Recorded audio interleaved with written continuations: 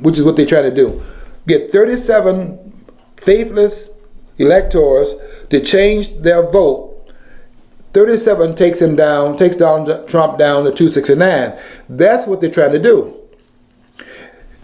I understand they got 15 now. They're trying to get 22 more. But 37 from 306 gives Donald Trump 269, and that then would throw it into the House of Representatives. They think. Because if you don't have a majority of the electoral votes, which is 270, then the House then, as a backup plan, makes the verdict. But that's assuming, and George Soros is trying to use a technicality here by keeping 3 states from having their votes met. If you notice, Jill Stein is saying that she wants them to do a hand count, not a machine count. So how long would that take? Until Methuselah is resurrected? So, I mean, it will take, more time than what they have. So they're trying to slow it down and keep those 46 votes out of the mix, through which Donald Trump then would only have 260 electoral votes, take the 46 from these 3 states. And those states have been targeted, quite frankly, because that's where this election was won. See, Donald Trump didn't win the election in the, and they keep saying the states that were the states that were up for grabs. They go either way. Donald Trump won the election in their states, in the blue states. That's what George Soros is mad about. He got outflanked, and they weren't supposed. Donald Trump's forces weren't supposed to win in Michigan.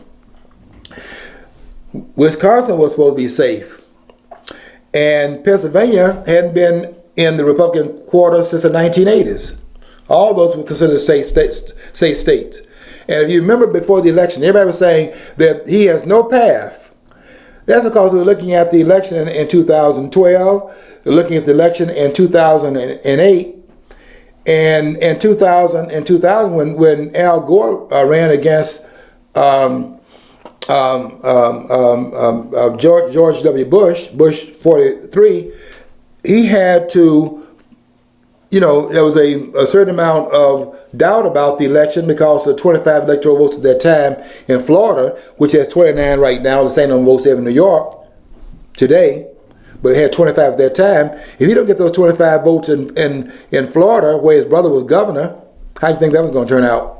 And by the way, how did you think that call was going to turn out when Ohio State played Michigan and they're playing in it's 4th down and inches, and if they don't make that run on 4th down, that ball is turned over in that stadium, and it goes, and then U of M wins because they didn't make it. How do you think that call goes in Columbus?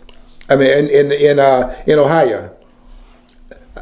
I mean, how would it go in the stadium here, and how would it go there? Well, you know how it went. How did it go down in Florida with Jeb Bush being the future president's brother? How did it go down there with Jeb Bush? There's no contest.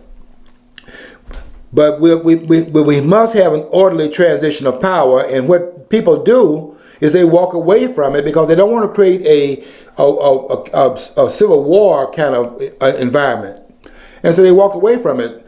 Nixon walked away from it in 1960. And they're trying to intervene in this process when this turkey is done.